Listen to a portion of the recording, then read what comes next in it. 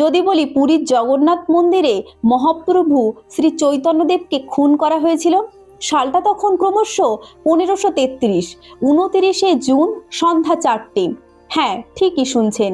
মহাপ্রভু শ্রী চৈতন্যদেব জগন্নাথ মন্দিরে প্রবেশ করলে আর তার শিষ্যরা বাইরে দাঁড়িয়ে রইল, কিন্তু সেই রাতে তিনি আর ফিরলেন না। না কোনো মৃতদেহ, না কোনো রক্তের চিহ্ন, আর না কোনো সাক্ষী, আছে শুধু নীরবতা। আর সেই দিন মন্দিরের 12 জন পুরোহিত ছিলেন, তারা কেউ কিছুই দেখেননি বলে দাবি করেন। তার মৃত্যুর পর সমস্ত বিপ্লবী সংস্কার বন্ধ হয়ে যায়। এটা কি শুধুই কাকতালীয়? আপনাদের কি মতামত কমেন্টে জানান। মৃতদেহ না পাওয়ায় তাদের অনুগামীরা ঐশ্বরিক অন্তর্ধান বলে মেনে নেন, কিন্তু এত তাড়াতাড়ি কেন? সেই দিন রাতে মন্দিরের মেঝের নতুন পাথর বসানো হয়েছিল, কিন্তু কেন?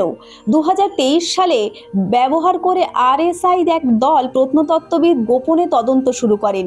তারা গ্রাউন্ড পেনিট্রেটিং রাডার ব্যবহার করে মন্দিরের মেঝের নিচে অস্বাভাবিক ঘনত্ব খুঁজে পান, কিন্তু তারপর প্রজেক্ট বন্ধ করে দেওয়া হয়।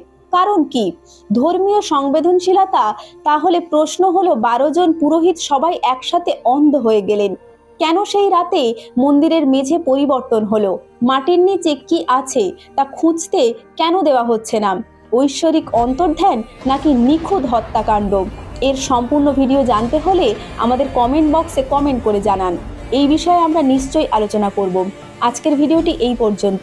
ভিডিওটি ভালো লাগলে অবশ্যই লাইক, কমেন্ট এবং বন্ধুদের কাছে শেয়ার করে দিন। দেখা হবে অন্য কোনো ভিডিওতে। ধন্যবাদ।